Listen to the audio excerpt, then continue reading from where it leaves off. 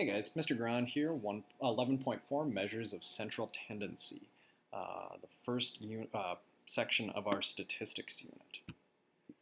So objectives today, we're going to find mean, median, and mode for a set of data. We're also going to be finding the maximum, minimum, and range of a set of data. And we're going to be using a particular tool called GeoGebra. So most of this stuff you have done before, but you may not have done it with this tool GeoGebra that we're going to be using throughout the unit. All right, so little review of our measures of central tendency.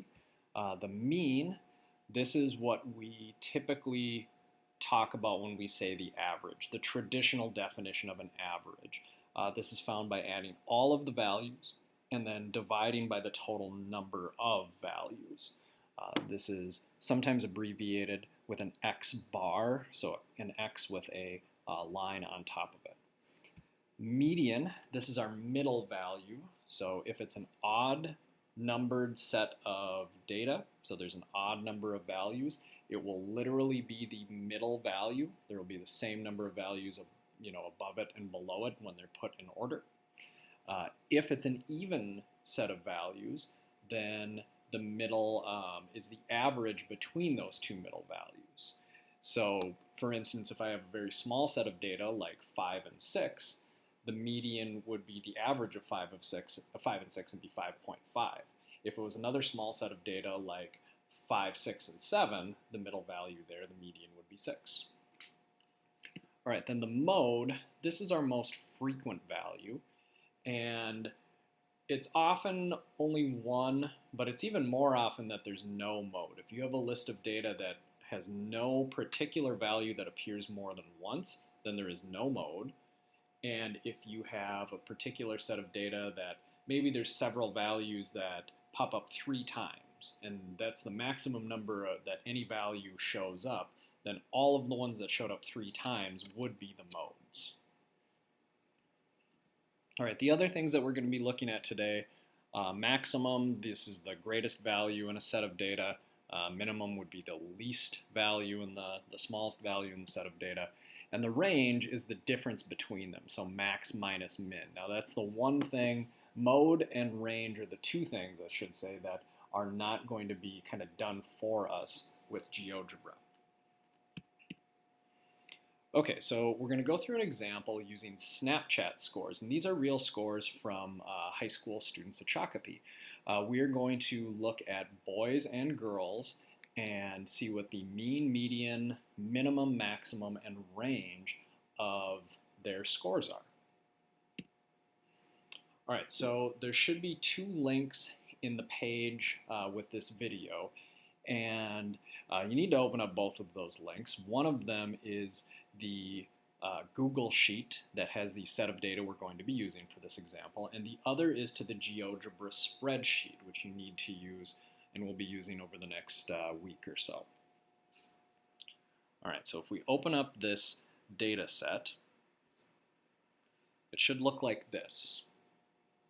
Okay, we've got 2 columns, one for boys, one for girls. There's 19 of each.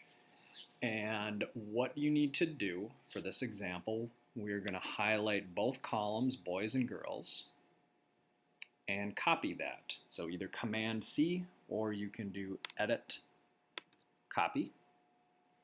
Then go to the GeoGebra tab, which should look like this.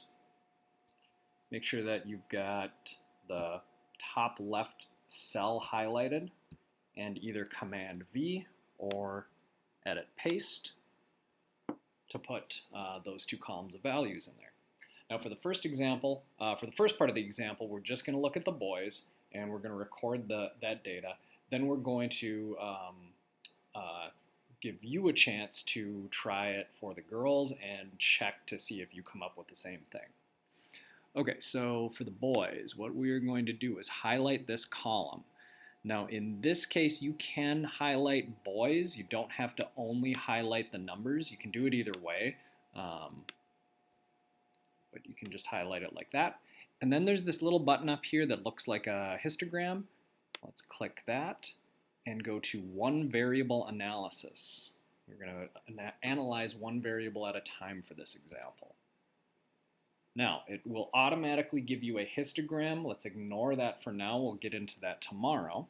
But over on the right here, there is this sigma x button. You need to click that to show statistics. And this is really going to give us almost everything that we need for today. The mean, our average, is right here. The minimum value, the median value, and the maximum. And we'll get into most of the rest of these values in the upcoming lessons. All right, so let's click through the instructions here. If people want to pause and take screenshots for the steps that I just went through,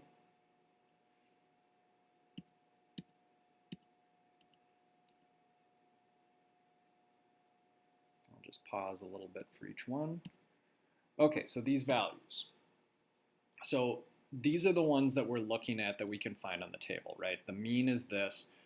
We'll round it to the nearest tenth for our purposes, most likely. Our minimum, our median, and our maximum values.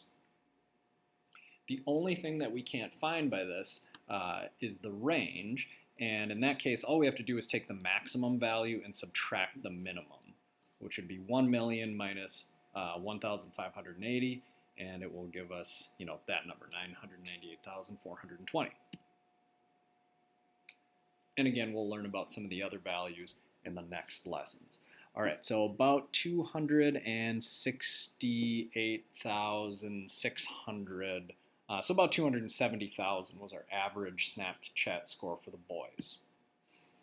Okay, so now pause the video and see if you can do the same thing with the girls column on your own, and resume when you're ready and see if you come up with the same, if your data matches what I've got in my PowerPoint.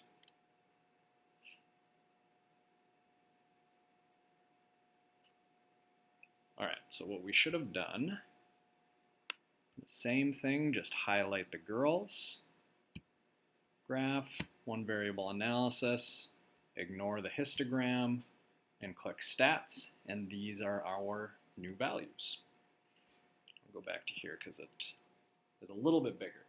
So, checking our work. You should have come up with the same values here if you did this correctly. So 270,000 was the average for the boys. The mean for the girls is about 550,000.